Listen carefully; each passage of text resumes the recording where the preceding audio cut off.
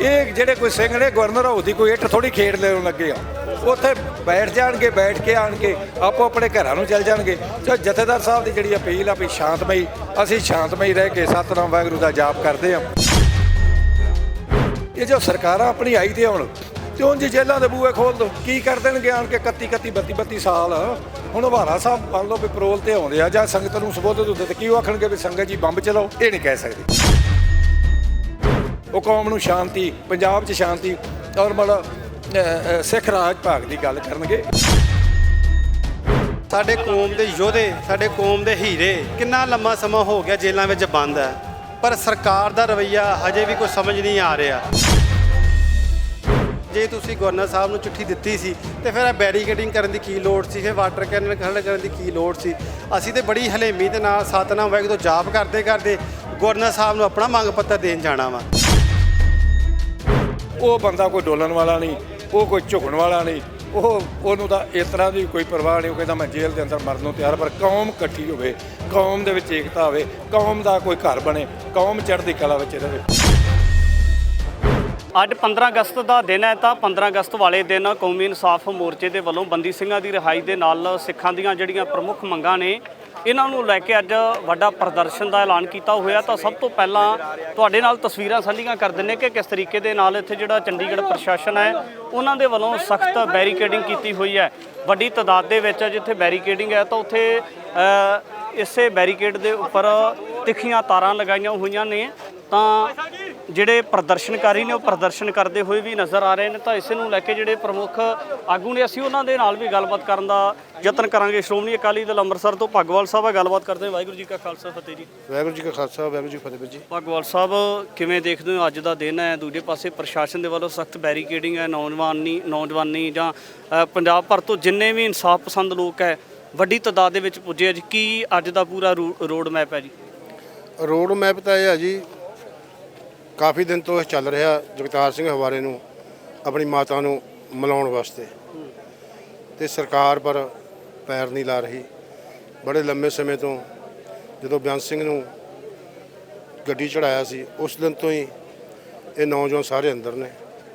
ਉਹਨਾਂ ਦੀ ਸਜ਼ਾ ਵੀ ਪੂਰੀ ਹੋ ਚੁੱਕੀ ਆ ਤੇ ਨਾ ਉਹਨੂੰ ਪੰਜਾਬ ਦੀ ਜੇਲ੍ਹ 'ਚ ਲਿਆਂਦਾ ਜਾਂਦਾ ਤੇ ਨਾ ਉਹਨੂੰ ਰਿਹਾ ਕੀਤਾ ਜਾਂਦਾ, ਨਾ ਮਾਤਾ ਨੂੰ ਮਿਲਾਉਣ ਦੀ ਗੱਲ ਕੀਤੀ ਜਾਂਦੀ ਹੈ। ਹੁਣ ਕਦੇ ਕਦੇ ਗੱਲਾਂ ਆਉਂਦੀਆਂ ਨੇ ਵੀ ਦਿੱਲੀ ਕਿਸੇ ਹਸਪੀਟਲ 'ਚ ਦਾਖਲ ਕਰਾ ਕੇ ਮਾਤਾ ਨੂੰ ਲਿਆ ਕੇ ਮਿਲਾ ਦਿੰਦੇ, ਪਰ ਉਹ ਨਹੀਂ ਮੰਨੇਗਾ। ਜਗਤਾਰ ਸਿੰਘ ਹਵਾਰਾ ਜਿਹੜਾ ਉਸ ਬੰਦੇ ਨਾਲ ਰਿਹਾ ਹੈ ਉਹੀ ਦੱਸ ਸਕਦਾ ਉਹਦੇ ਬਾਰੇ। ਗੱਲਾਂ ਤਾਂ ਕਰਨੀਆਂ ਸਾਰੇ ਦੀ ਸੌਖੀਆਂ ਹੈ ਜੋ ਆਪਾਂ ਅਖਬਾਰਾਂ 'ਚ ਪੜ੍ਹਦੇ ਹਾਂ, ਮੀਡੀਆ ਦੇਖਦੇ ਹਾਂ, ਪਰ ਉਹ ਜਿਹੜਾ ਜਰਨੈਲ ਹੈ, ਜੇ ਬਿਆਨ ਸਿੰਘ ਦਾ ਬੰਬ ਬਲਾਸਟ ਹੋਇਆ ਤਾਂ ਉਸੇ ਦਾ ਹੀ ਮੁੱਖ ਰੋਲ ਹੈ।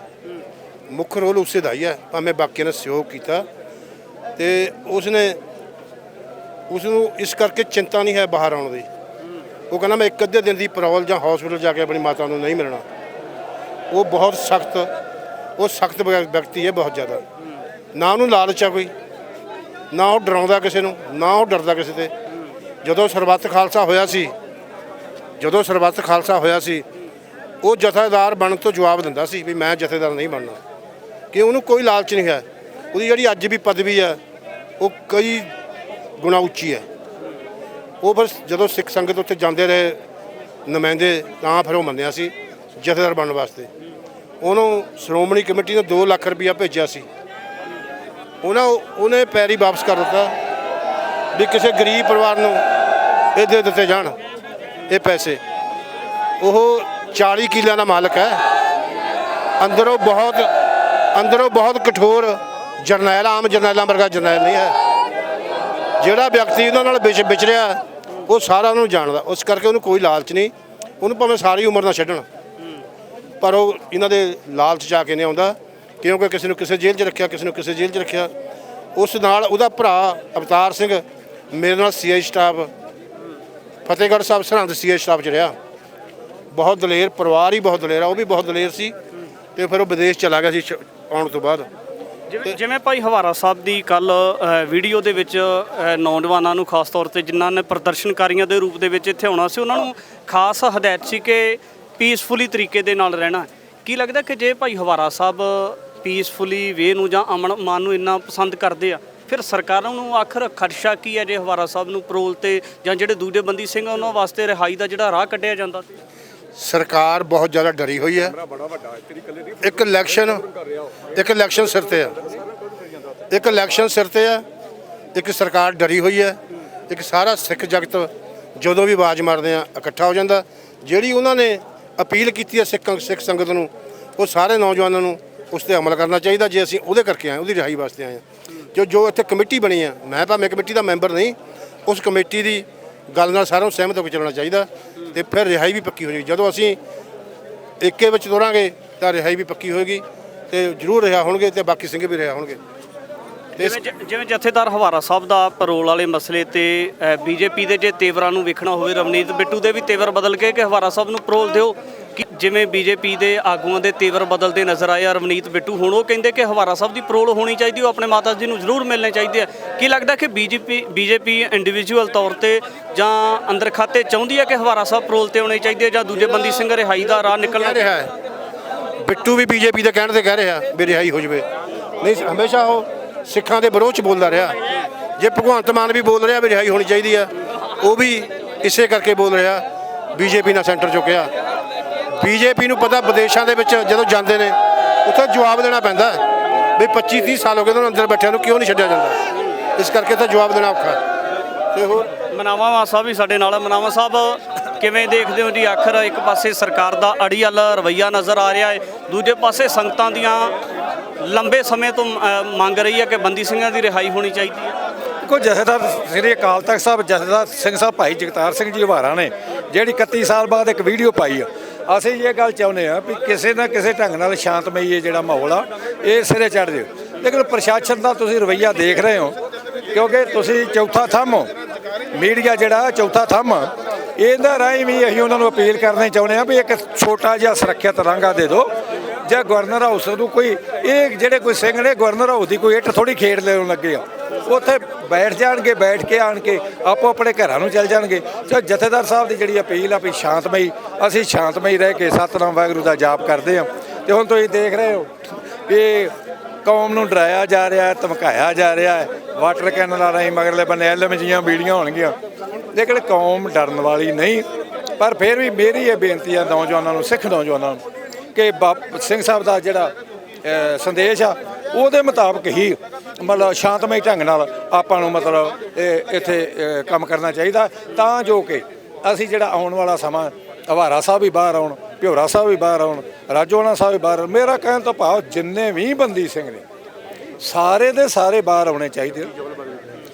ਇੱਕ ਮਤਲਬ ਬਹੁਤ ਵੱਡਾ ਜਿਹੜਾ ਹੈਗਾ ਉਹਦਾ ਕਦੀ ਨਾਮ ਘੱਟ ਆਇਆ, ਜੱਗੀ ਜੌਲ, ਉਹਨੂੰ ਵੀ ਮਤਲਬ ਉਹ ਵੀ ਬੰਦੀ ਸਿੱਖ ਆ। ਮੇਰਾ ਕਹਿਣ ਦਾ ਭਾਵ ਸਾਰੇ ਹੀ ਬੰਦੀ ਸਿੱਖ, ਕਿਸੇ ਦਾ ਨਾਂ ਨਾ ਲਿਆ ਜਾਵੇ, ਗਿਲਾ ਨਾ ਕਰੇ, ਮਤਲਬ ਸਾਰੇ ਹੀ ਬੰਦੀ ਸਿੱਖ ਜਿਹੜੇ ਆ ਸਰਕਾਰ ਨੂੰ ਛੱਡ ਦੇਣੇ ਚਾਹੀਦੇ।